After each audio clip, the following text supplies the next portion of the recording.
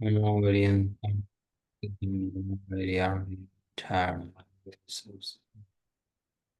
मंगलम भगवान वीरू मंगलम गौतमो गणि मंगलम पुरुषं जावदेव जयंतरायस्तु सर्वमंगल मांगल्यम सर्व कल्याणकारकम प्रदाम सर्वधर्माणां जयनम जय शास्त्र नमः समय साराय स्वानुभूत्य च काष्ठे चित्स्वभावाय भाव सर्वभावांतर्चिदे वंदितु सर्व चरणों में बुद्धि पद्य वोच्छामि समय पावमणि सुकेवली मणि मणियम।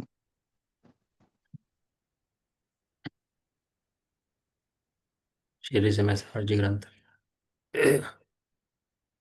और इसके अंदर स्यादवाद अधिकार जिसके अंदर 4 बोल के 14 भंग के माध्यम से आचार्य अमरचंद देव चर्चा कर रहे हैं। एक वस्तु की, आत्म वस्तु की, जो आत्म वस्तु अनादिकाल से दृष्टि में नहीं आ रही थी, वो दिखा रहे हैं कि वो है कैसे। आत्म वस्तु ज्ञान और ज्ञेय दोनों का संकलन, वस्तु एक लक्षण दो, दिखते हैं गे, जानने में आते हैं गे, और होता है मूल में ज्ञान। जानने में आएंगे उसके सदाकाल, ये गे जानने में आएंगे। गे हटाना चाहे हटेंगे नहीं, जानने में आना बंद करना चाहे आए बिना रहेंगे नहीं, और गेयों को अपना मानने तो काम चलेगा नहीं। गेयों के पीछे जो ज्ञान है, जिसके पर्दे पर वो सारे गेय झलकते हैं, वो ज्ञान भगवान है जो हमें बताई जाती है अध्यात्म के अंदर। जो अध्यात्म है, जो अध्यात्म का मूल रहस्य है, तो गेयों के पीछे जो ज्ञान है वो ज्ञान महान है, वो ज्ञान भगवान है। जिस क्षण दृष्टि गोचर हो जाता है उस क्षण ही जीव के भगवान बनने का मार्ग प्रारंभ हो जाता है। और जब तक दृष्टि गेयों पर रहती है, गेहूं में हे उपाधि, गेहूं को उपाधि जानता रहता है, तब तक इसका मोक्ष होता नहीं है। कल अपन लोगों ने एकत्व का भंग पढ़ा था। एकत्व, द्रव्य है एक, गुण है अनेक, पर्याय हैं अनेक अनेक। अनेक। हाँ पकड़ेगा भैया। एक समय की एक पर्याय है और गुण अनंत हैं। अब गुणों के अंदर सम्यक दर्शन ढूंढने जाएगा, वस्तु ढूंढने जाएगा, या पर्यायों के अंदर सम्यक दर्शन वस्तु ढूंढेगा, तो कैसे ढूंढेगा बता। पर्याय एक समय की है। 500 की स्पीड पे चलती हुई ट्रेन को हमने पकड़ लिया भाई साहब, हम चढ़ गया उसके अंदर, संभव है? नहीं। ये तो 500 की स्पीड तो बहुत कम है, इस समय की स्पीड तो बहुत ज़्यादा है। और तू पकड़ता नहीं स्थूल को भी, तो सोचता है मैंने जो है ना कि ट्रेन पकड़ ली। किसकी? पर्यायों की। अरे पर्याय तेरे हाथ में नहीं है। जिस दिन तेरी ये समझ में आ जाएगा उस दिन पर्याय चलती रहेंगी और तू अपने में रहेगा। ये पर्याय का जो अहमपना है, पर्याय के प्रति, यही मिथ्या दर्शन है। कलश नंबर अपन लोग आज पढ़ेंगे 251। गेयाकार कलंक में चकमिति प्रक्षालनं कल्पयन्नेकाकार चिकीर्षया स्फुटमपि ज्ञानं पशुर्नेच्छति वैचित्र्येऽप्यविचित्रितामुपगतं ज्ञानं स्वतः पर्यायस्तदनेकतां परिमर्शन् पश्यत्यनेकान्तवित्। हम्म। चौथे भंग का स्वरूप कहा जाता है एकत्व अनेकत्व। अनेकत्व भी एकत्व को बताता है, अनेकत्व भी ये कहता है कि यहाँ पर एक है, अनेक नहीं है। यदि अनेक हो तो वस्तु अनेक हो जाए, लेकिन वस्तु अनेक तो नहीं होती ना। तो वस्तु का कोई पक्ष ऐसा है जो अनेक है, लेकिन ऐसा पक्ष होने के बाद भी वस्तु कोई एक है। वो अनेक की दृष्टि अनेक की दृष्टि कराने के लिए नहीं है, अनेक की दृष्टि एक की दृष्टि कराने के लिए है। अनित्य भावना है ना, है। अनित्य भावना अनित्य भावना के लिए नहीं है, अनित्य भावना भी ये बताने के लिए है सब अनित्य है, तू नित्य है। मैं आत्मा नित्य स्वभावी हूं, न क्षणिक पदार्थों से नाता, संयोग सभी अनित्य हैं, क्षणभंगुर जानो भ्राता।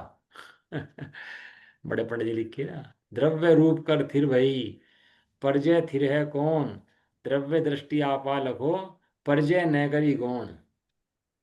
अपने को कैसे देखो, द्रव्य दृष्टि से, पर्याय दृष्टि को, पर्याय का ज्ञान पर्याय को गुण करने के लिए है। कह रहे हैं देखो, पशु अर्थात एकांतवादी अज्ञानी, जितने भी एकांतवादी घूमते हैं वे सब पशु के समान है, क्योंकि पशु बनने वाले हैं। पशु बनने वाले हैं यानी तिरंज में जाने वाले हैं, और तिरंज में निगोदिया में जाने वाले हैं, इसलिए वे एकांतवादी हैं, वे सब पशु हैं, सब पशु।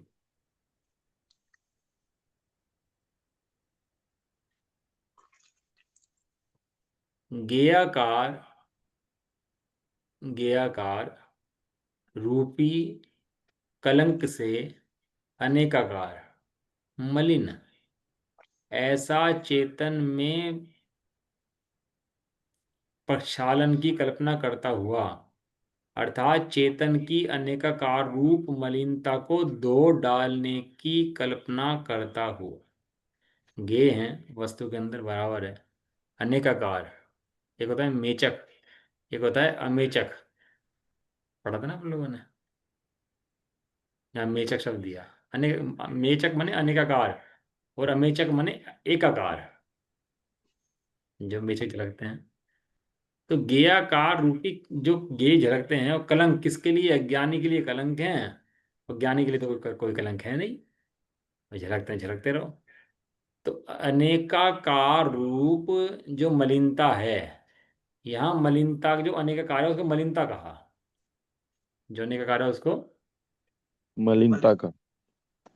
अब जब कहा ना वस्तु को बे तुम श्रद्धा वाला है, ज्ञान वाला है, चारित्र वाला है, तू ऐसे गुण है, वो देखने लगा भैया आचार्य ने कहा है कि तू श्रद्धा वाला है, चारित्र वाला है, ज्ञान वाला है। श्रद्धान ज्ञान चारित्र को सब साधु जन सेवे सदा, और इसने भी तीन सेवना शुरू कर दिया, श्रद्धा को, ज्ञान को, चारित्र को। तो बाद में आचार्य देवों ने कहा कि भैया ये तीन भी मलिनता हैं, ये तीन भी क्या है, मलिनता। मलिनता। मलिनता क्यों है, क्योंकि इन तीन की दृष्टि से मोक्ष नहीं होता। एक की दृष्टि करे वो श्रद्धा सम्यक, एक की दृष्टि करे वो ज्ञान सम्यक, एक की दृष्टि करे वो चारित्र सम्यक। श्रद्धा के अंदर श्रद्धा की कोई जगह नहीं है, ज्ञान के अंदर ज्ञान की कोई जगह नहीं है, और चारित्र के अंदर चारित्र की कोई जगह नहीं है। श्रद्धा के अंदर भी जगह है तो आत्मा की, ज्ञान के अंदर जगह है तो आत्मा की, और चारित्र के अंदर जगह है तो। आत्मा की। हाँ, जैसे पर्यायों का अहम होता है ना, तो गुणों का भी अहम होता है। खाली पर्याय का अहम नहीं होता, ये गुणों का जो भेद है, इसको आचार्य मलिनता बताते हैं। अपन तो मलिनता क्या मानते हैं, भैया हमने राग कर लिया, द्वेष कर लिया, हमने इसको ऐसा कहा था, भैया हमें माफ करो, मलिनता हो गई हमारे से, गलती हो गई है, हम तो मलिनता इसको मानते हैं। लेकिन जो आचार्य देव कहते हैं जो मेरी दृष्टि मेरे गुण भेद के ऊपर भी है, तो मलिनता है। कि अभेद के अंदर ये मलिनता कैसे आई, अभेद के अंदर, मलिनता। अभेद के अंदर अब भेद कैसे आया। अभेद के अंदर भेद कैसे आया। रसगुल्ला खा रहे थे बढ़िया एकदम, और कहने लगे काजू बादाम पड़े थे, कहने लगे भाई साहब खाते खाते, ये काजू जो तुम खा रहे हो ना, ये 2,000 रुपये किलो के हैं। ये दूध जो आया ना, 200 रुपये लीटर का दूध आया भाई साहब, मुझे पड़ा है। रसगुल्ला जो बनाया ना, तुम जो एक रसगुल्ला खा रहे हो, ये 300 रुपये 400 रुपये का रसगुल्ला एक पड़ा है। अब बताओ खाते हुए कैसा लगेगा उसको, हैं? अगर घर पर में दामाद आया हो उससे कह दो तो ये बात, और शादी में कोई खाना खा रहा खिला रहे हो किसी को, उससे कह दो ये बात, तो वो 300 रुपये का है कि नहीं है, कि हाँ बराबर है। लेकिन अभी तो तू मजा लेने दे। अब इसमें यदि मैं विचार आ गया 300 रुपये का है, इसका मावा ऐसा है, इसकी काजू ऐसा है, तो रसगुल्ले का आनंद चला जाएगा, और भेद में दृष्टि आ जाएगी। रसगुल्ले के अंदर ही हैं, रसगुल्ले का भाव इतना ही है, लेकिन आनंद में बाधा है। आनंद में, बाधा है। और बाधा है तो मलिनता है। श्रद्धान ज्ञान चारित्र तेरे ही गुण हैं, लेकिन आनंद में बाधा है। और सुनो, आनंद के अंदर आनंद की भी कोई जगह नहीं है। क्या कह रहे हैं, आनंद के अंदर, आनंद की भी कोई जगह नहीं है। आनंद के अंदर भी आत्म की जगह है। हम्म। बस मैं आत्मा, वो पुत्र है, बस मेरा पुत्र है, आनंद आ रहा। और उस आनंद को देखने बैठ जाए तो आनंद चला जाएगा, और पुत्र को देखे तो आनंद बना रहेगा।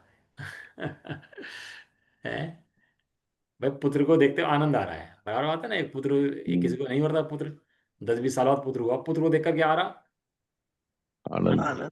अब वो उस आनंद को देखने बैठ जाए, पुत्र को ना देखे, तो आनंद रहेगा, नहीं। वो दुखदाई बन जाएगा। ऐसे ही इस आत्मा को देखे तो आनंद है, और आनंद को देखे तो आनंद नहीं है। आनंद नहीं रहेगा भाई साहब। ये जो मुनराज गिरते हैं ना, 11 गुण स्थान से नीचे आ जाते हैं, और जो श्रेणी मारते मारते नीचे गिरते हैं, वो यही ऐसी दृष्टि होती है कि वो दृष्टि आनंद पर चली जाती है आत्मा छोड़ करके। जब तक तेरी दृष्टि में ज्ञायक स्वभाव है, ज्ञायक भगवान आत्मा है, तब तक तेरा श्रद्धान सम्यक, ज्ञान सम्यक, चारित्र सम्यक, आनंद सम्यक, तेरा सुख सम्यक, तेरा वीर्य सम्यक।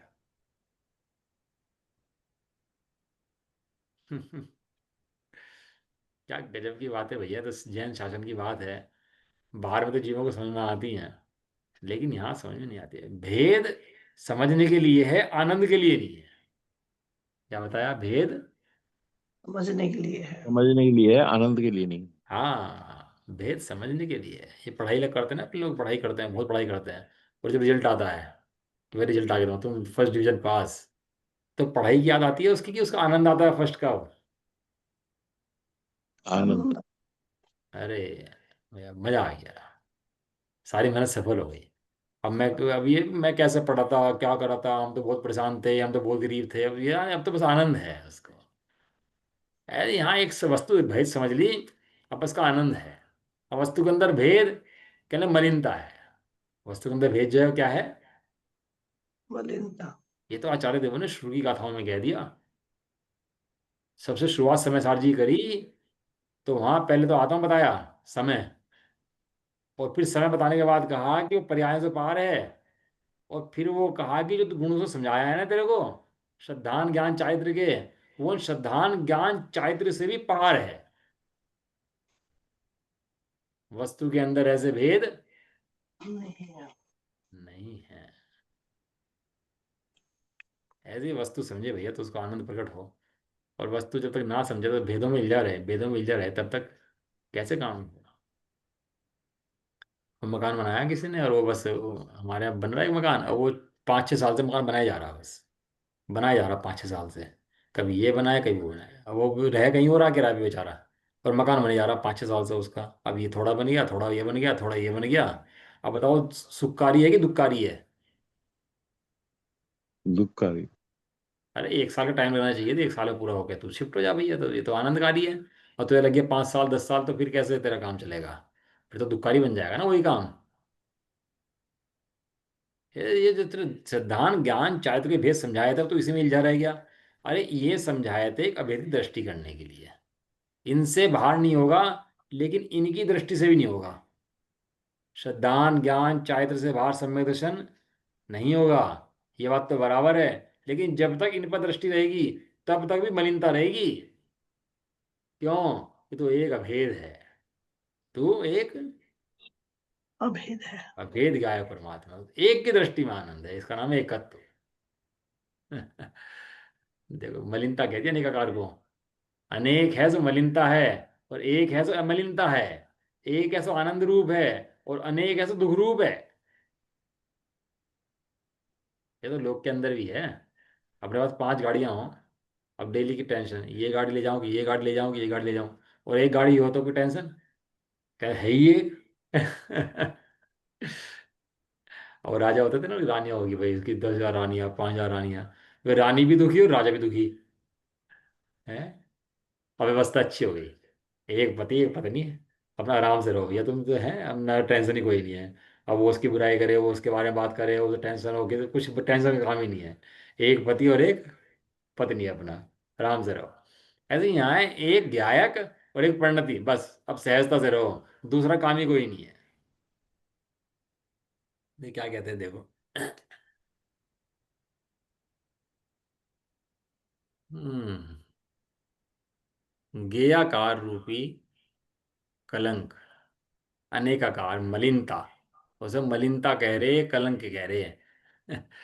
ऐसा चेतन में प्रक्षालन की कल्पना करता हुआ, प्रक्षाल करते हैं ना, तो भगवान का जब प्रक्षाल करते हैं तो मलिनता को धोते हैं।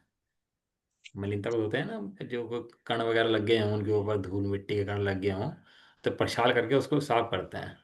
और वास्तव में तो कहा कि मैं आपको प्रक्षाल नहीं करता, जो मेरा राग है उसकी प्रक्षाल करता हूँ।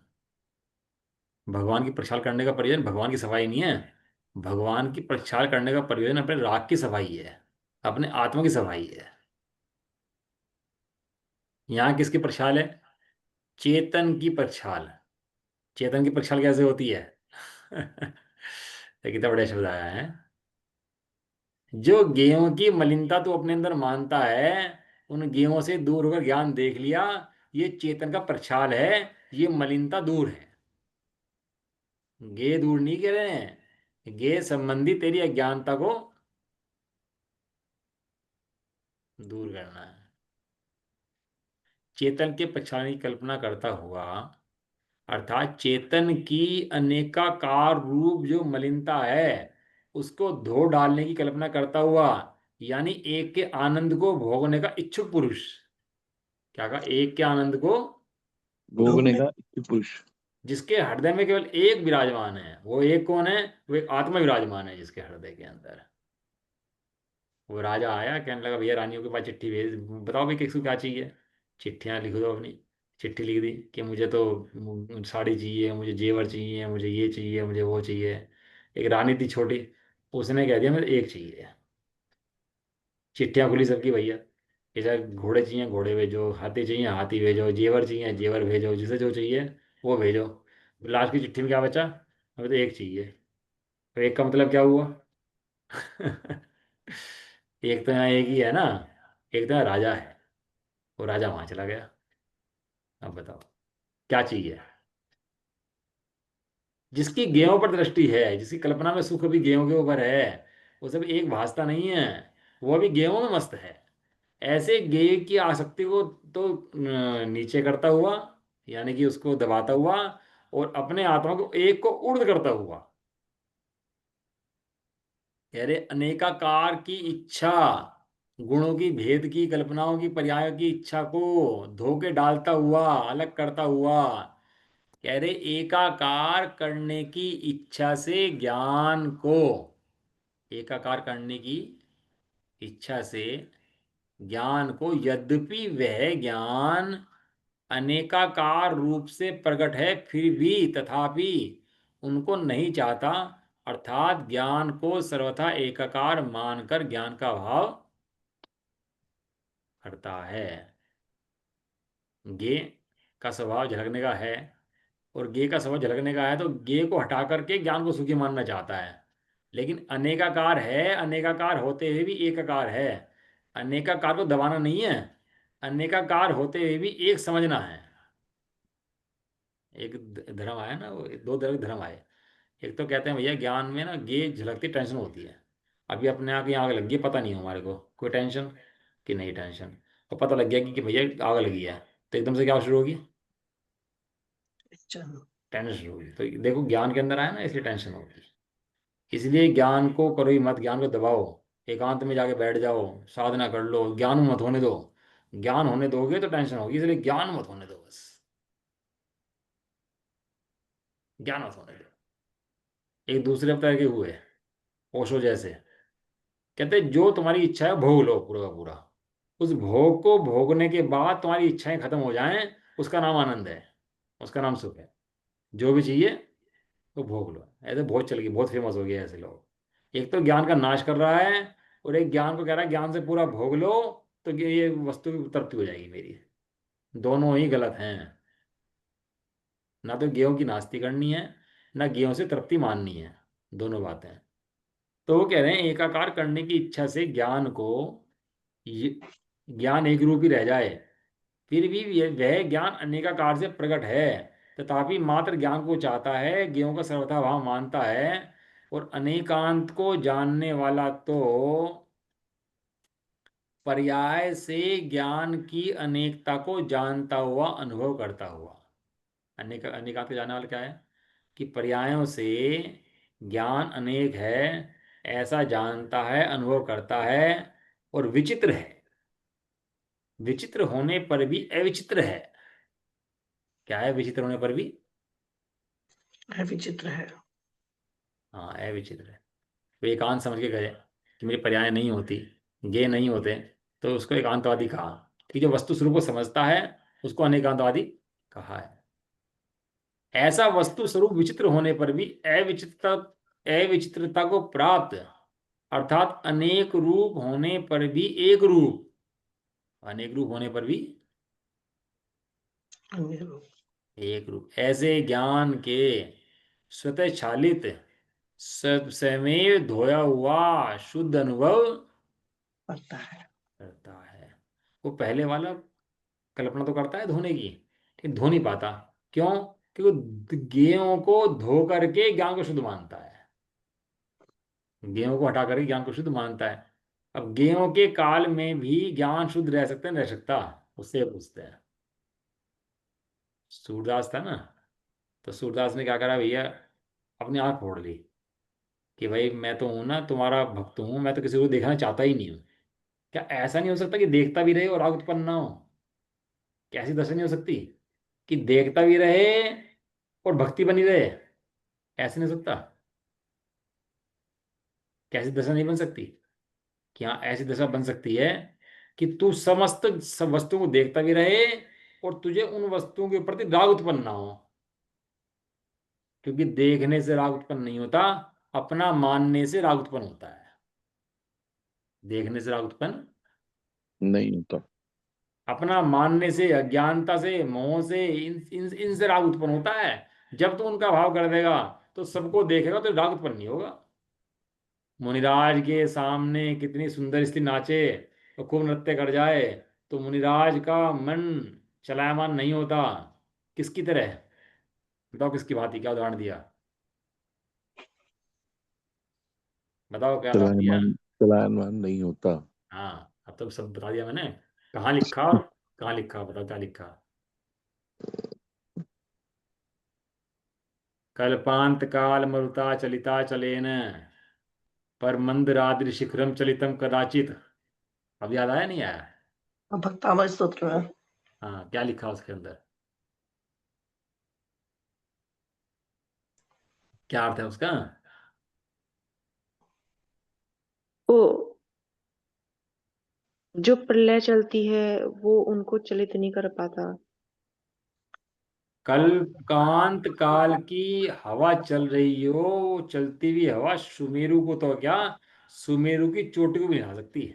ला सकते और हैं। अब तो क्या, अनंत काल से अनादि काल तक जितनी प्रलय चल जाएं उसको हिलाने में, सुमेरु पर्वत को हिलाने में समर्थ नहीं नहीं है। है। कल्पांत काल मरुता चलिता चलेन, पर मंदरादि शिखरम चलितम कदाचित।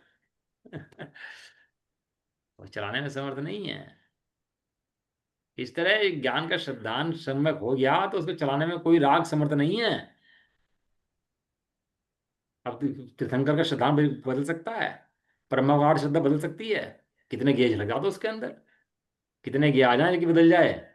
कि वो श्रद्धा बदलने वाली नहीं है। श्रद्धा का लक्षण ही ऐसा होता है। जैसे मणि का प्रकाश चलायमान नहीं होता, चंचल नहीं होता, बुझता नहीं है हवा से, ऐसी श्रद्धा निशंक होती है। वो इन्हें राग आदि से हिलती नहीं है, बुझती नहीं है। ये श्रद्धा ही अखंड है। जगत में जितना परिणाम दिखाई देता है सब श्रद्धा का ही परिणाम है। भावार्थ, श्रद्धा का लक्षण जाना चाहिए भैया। श्रद्धा बिल्कुल अखंड अटल रहती है, अडिग रहती है। श्रद्धा को बदलना असंभव है। सम्यक श्रद्धा को। एकांतवादी ज्ञेयाकार अनेकाकार रूप ज्ञान को मलिनता जानकर उसे धोकर, एकांतवादी उसमें से ज्ञेयाकार को दूर करके, धोकर माने दूर धो तो दोनों रहे हैं, एक क्या धो रहा है कि इसके अंदर से गे हटाओ तो धुलाई इसकी होगी, और एक गेयों के काल में ही गेयों से भिन्न समझ रहा है तो धुलाई होगी उसकी।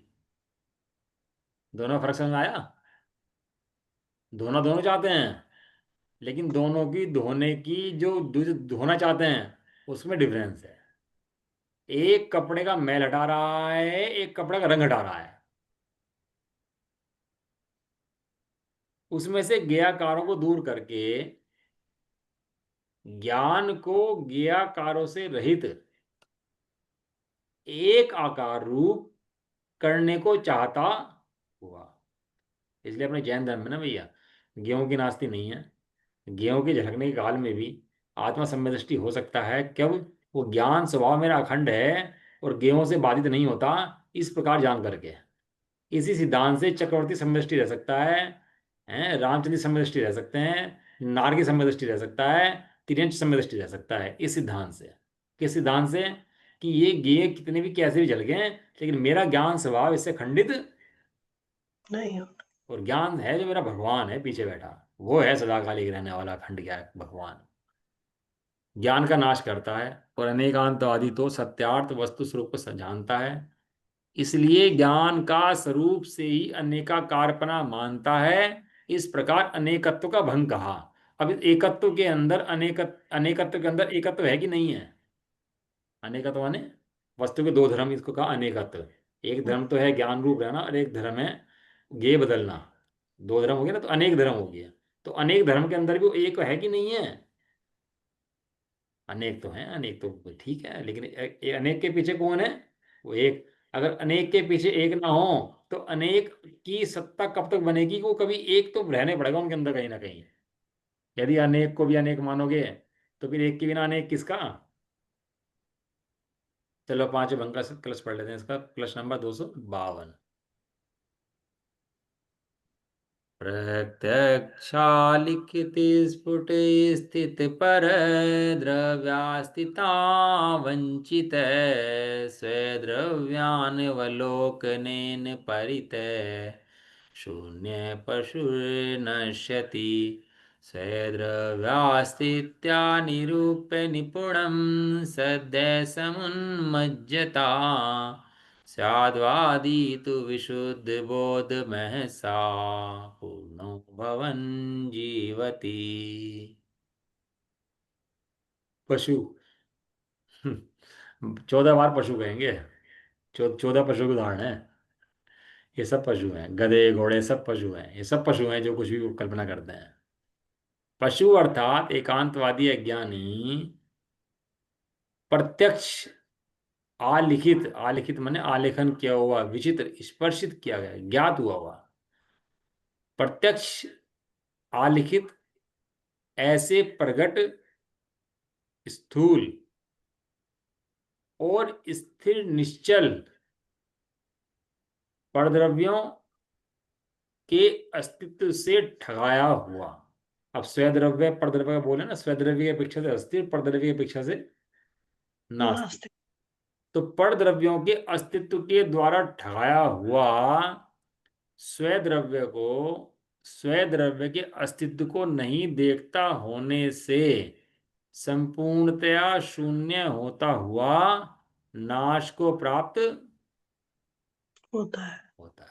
परद्रव्य कैसे हैं भैया? अचल हैं, लिखा ना, स्थिर हैं और स्थूल हैं, अपने स्वभाव में टिके हैं, लेकिन उनको उनके स्वभाव में नहीं जानता हुआ, उनको निज रूप करता हुआ तो ठगाया जाता है, और स्वद्रव्य के अस्तित्व को नहीं देखता, उसे शून्य हो जाता है, उससे नाश को प्राप्त हो जाता है। नाश को प्राप्त हो जाता है यानी एक इंद्रिय में चला जाता है, निगोद के अंदर ही चला जाता है। लेकिन स्यादवादी तो आत्मा को स्वद्रव्य रूप से अस्तित्व पने से निपुणतया देखता है, इसलिए तत्काल प्रगट विशुद्ध ज्ञान प्रकाश के द्वारा पूर्ण होता है, जीवती जीता है, नाश को प्राप्त। नहीं होता। एक स्वद्रव्य है, एक परद्रव्य है। जो ज्ञान अज्ञानी है वो परद्रव्य के आधार से जीता है। परद्रव्य है तो मैं हूं, परद्रव्य नहीं है तो मैं, नहीं हूँ। अभी शरीर मर जाएगा तो मैं मर जाऊंगा। मेरा धन चला जाएगा तो मैं चला जाऊंगा, पत्नी बच्चे चले जाएंगे तो मैं चला जाऊंगा। अज्ञानी सदाकाल परद्रव्यों में उड़ता है, परद्रव्यों से कल्पना करता है, सुख की दुख की जो भी होती है। लेकिन ज्ञानी तो परद्रव्य से कल्पना ही नहीं करता। ज्ञानी तो स्वयं द्रव्य की जो अस्थि है, किसकी अस्थि? द्रव्य की। स्वयं द्रव्य की अस्थि, स्वयं द्रव्य की अस्थि के द्वारा जीता है और नाश को प्राप्त भी नहीं होता। ये तो इस जीव को चमड़ी तक का राग रहता है, ऊपर जितनी है ना ये जो है, दूसरों के से भी राग होता है, अपने से राग होता है कितना, ये भाई चमड़ी तक का राग है बस। बाकी इसको किसी अंदर दिखा दो थोड़ा सा एक्स लगा के, तो कोई राग वाग नहीं है, हड्डी को ढांचा है अंदर ही है। लेकिन बस बाहर में थोड़ी सी दिखती है स्किन इसके ऊपर, ये पीली पीली सी है, और बस चमक चमक सी लगती है, उसको अच्छी लगती है, वह चिकनी चमक से राग रहता है इसको।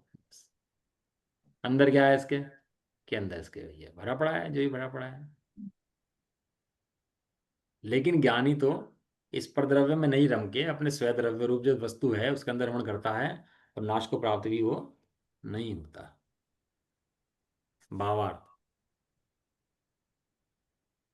एकांती बाह्य परद्रव्य को प्रत्यक्ष देखकर उसके अस्तित्व को मानता है, परंतु अपने आत्म द्रव्य को इंद्रिय प्रत्यक्ष नहीं देखता, इसलिए उसे शून्य मानकर आत्मा का नाश करता है। अच्छी बात इन्होंने कही है कि परद्रव्य तो दिखता है प्रत्यक्ष इंद्रियों के द्वारा, और ये मानता है अपने को इंद्रिय ज्ञान वाला, और इंद्रिय ज्ञान के अंदर पर दिखाई देता है इसको। तो उस पर जो दिखाई देता है उस पर को ही अपना स्वरूप मान लेता है, और आत्मा इंद्रियों से जानने में आता नहीं है। आत्मा इंद्रियों से जानने में नहीं आता। वो दिखता नहीं है। तो दिखता नहीं है तो इसको लगता है कि यही प्रत्यक्ष है, ये इंद्रिय विषय सब कुछ है, इसलिए पूरा का पूरा समर्पण उसी के अंदर कर देता है। आचार्य देव इसको वो दिखाना चाह रहे हैं जो नहीं देखता ये, और ये तो इन्हीं के अंदर कल्पना में लगा रहता है। जैसा है वैसा करता नहीं है, जैसा है वैसा है, जैसा करता नहीं है वैसा होता नहीं है, जैसा करता रहता है। एकांतवादी तो बाहर के अस्तित्व को देखकर ये समझता है कि यही सब कुछ है, और जो ये समझता है बोधमती है। बोधमती यही समझता है कि जो कुछ है वर्तमान है और बाहर में है, अंदर की वस्तु की कल्पना भी उसे नहीं है। लेकिन हमारे सर्वज्ञ देव ने एक दूसरी वस्तु खड़ी करी। कौन सी वस्तु? जो अंदर में है वो वस्तु खड़ी करी सामने। वस्तु है कि नहीं है? इस तो है। दृष्टि में नहीं है। उस दृष्टि में वो वस्तु को लाए, बस इसका नाम ही धर्म है। इसका नाम सम्यक्त है, इसी का नाम मोक्ष है, इसी का नाम आनंद है बस। आत्मा इंद्रिय प्रत्यक्ष नहीं दिखता, इसलिए उसे शून्य मानकर आत्मा का नाश करता है। एकांतवादी सत्यवादी भी गए तो भैया वो मिथ्या दृष्टि है। एकांतवादी अपने मुंह से भी सत्य कहे ना, तो अज्ञानी मिथ्या दृष्टि है, उसके बात का भरोसा नहीं है। वो एक राजा था, तो राजा को युद्ध पे जाना था, तो वहां पर चौकीदार था राज्य के अंदर। तो चौकीदार था, तो चौकीदार ने कहा, चौकीदार रात को सो गया, सपने में आया कि राजा युद्ध में जाएगा, रास्ते में शेर आ जाएगा, जंगल पड़ेगा, और वो जंगल का वो निकल रहे हैं शेर, और वो सेना को खा जाएंगे सबके सब। तो सुबह आया, कहने लगा राजा साहब, राजा से एक बात कहनी है कि बता भाई। कहने लगा रास्ते में खतरा बहुत है, वहां पर शेर वगैरह का जंगवास है और तुम्हें खा जाएंगे, तो तुम वहां से मत जाओ, आज युद्ध के लिए टाल कर दो आप। तो राजा ने बात मानी उसकी, फिर भी जांच करने भेजा बंदा। तो पता लगा जो ये कह रहा है हकीकत है भैया, वहां पे शेर घूम रहे हैं, आज शेर निकले हुए हैं, और जो भी निकलता बचता नहीं। तो राजा ने उसको बुलाया, इनाम दिया उसको, और इनाम देने के साथ में उसकी छुट्टी कर दी, नौकरी हटा दिया उसको। कह लगा नौकरी से उठा दिया मेरे को, तुमने मेरे इतने बड़े काम करा, तुम्हें जान बचाई है, तुमने मुझे नौकरी से क्यों उठाया?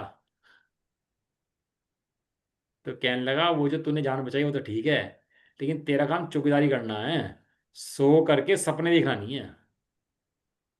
क्या कहा? तेरा काम चौकीदारी करना है। सो करके सपने देखना तेरा काम नहीं है, और तू सोएगा तो फिर चौकीदारी कौन करेगा? और जागता हुआ आदमी सपने नहीं देखता, सोता हुआ आदमी सपने देखता है। तो इसलिए भैया तेरी नौकरी तो खत्म, लेकिन तेरा इनाम जो है वो तो पक्का है। एकांतवादी सत्यवाद भी करे तो बात तो तेरी सत्य है, ये तो ठीक है, लेकिन भाई साहब ये जो तू बातें करता है ना, जो तेरे अंदर में एकांत पड़ा हुआ है, ये योग्य नहीं है। अंदर का एकांत हटा अपने, ये काम तेरे योग्य बिल्कुल भी नहीं है। एकांतवादी ऐसी बातें करता है। मुंह से सत्य है और अंदर में असत्य है। स्यादवादी तो ज्ञान रूपी तेज से, ज्ञान रूपी किससे, तेज से। ज्ञान का तेज अंदर में है कि नहीं है? बिल्कुल है। कितना ज्ञान का तेज अंदर में है पता है तेरे को? ज्ञान का तेज कहते किसे हैं? ये स्यादवादी को पता है।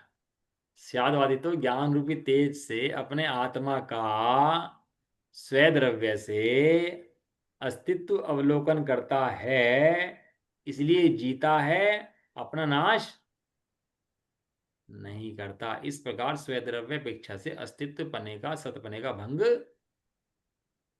कहा है। परम पारणिक भाव होता है ना, 5 भाव होते हैं ना, औपशमिक, औदेक, औपशमिक, छायिक और पारणिक, है ना। तो एक पारणिक जो भाव है, पारणिक भाव कौन सा होता है कि जीवत्व, भव्यत्व और अभव्यत्व, 3 भाव पारणिक है ना। और जीवत्व के भी 2 हैं, एक तो व्यवहार जीवत्व है 10 प्राण, एक निश्चय जीवत्व है चेतना प्राण जीव का। तो निश्चय जीवत्व जो है, जो शुद्ध चेतना प्राण है, वही उसका निश्चय प्राण की संज्ञा दी है, बराबर है ना। वो तत्वार सूत्र के अंदर जब आप सूत्र पढ़ोगे, भव्या भव्या है ना उसमें, और उसमें बाद में शब्द दिया चय, कि भव्य भी होते हैं, अभव्य भी होते हैं, जीवत भी होते हैं और भी होते हैं। तो और कौन से होते हैं कि जो अस्तित्व वस्तुत्व गुण जो तेरे हैं ना, वही परम पारणामिक है। तत्वा सूत्र में पढ़ लेना आप, उसके लिए जाकर इस सूत्र को दूसरे अधिकार के अंदर है। तो चय शब्द दिया, चय शब्द का मतलब जो तेरा अस्तित्व गुण है ना, तेरी अस्थि जो है, ये तेरा पारणामिक भाव है। शुद्ध जीवन तो तेरा पारणामिक है ही, लेकिन जो अस्तित्व है, वस्तुत्व है, ये भी तेरे पारणामिक भाव है, जिनके तो जीता है। तत्वा सूत्र की टीका पढ़ना आप उसके अंदर आगे। चलो समय हो गया, ठीक है ना। कल अपन लोग 2 भंग लिया अपना, इसके आगे 2 भंग और लेंगे। वो प्रत्येक भंग के अंदर सोते हुए आत्मा को जगा रहे हैं। जो आत्मा मूर्छित है, जो नशे में है, उसको झकझोर रहे हैं, हिला रहे हैं कि भाई अब भी जाग जा, अब तो अंत आ गया, अब तो, अब कुछ नहीं बचा, अब तो समय सार भी अंत हो गया। ए चेतन, तुम कहाँ पड़े सोते हैं, अब भी जाग जाओ। क्या जाग जाओ? कि स्वद्रव्य से मेरी हस्ती है और परद्रव्य से मेरी नाश। नास्ती है। ये सब परद्रव्य है जिसके अंदर लगा रहता है पूरे दिन, ये सब परद्रव्य है। लगना फगने के लिए नहीं कह रहे, तू लग जाएगा हट जा, ये बात नहीं कह रहे। लेकिन तू उस लगने के काल में भी स्वद्रव्य से अस्तित्व वाला है, ये बात कह रहे। चलो कल करेंगे चर्चा इसकी ना बाकी। निज निधि निज में बताई। यह अनंत उपकार है उसके लिए जिन वाणी माँ को वंदना शत बार है। नवाणों का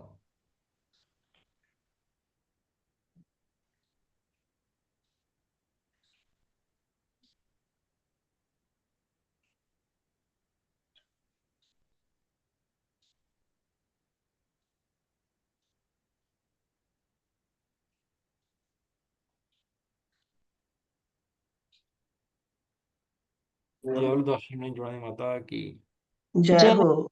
महान जैन धर्म की। जय जय हो। एक साथ बोलिए। जय जय जिनेन्द्र। जय जय सबको जय, सभी को जय।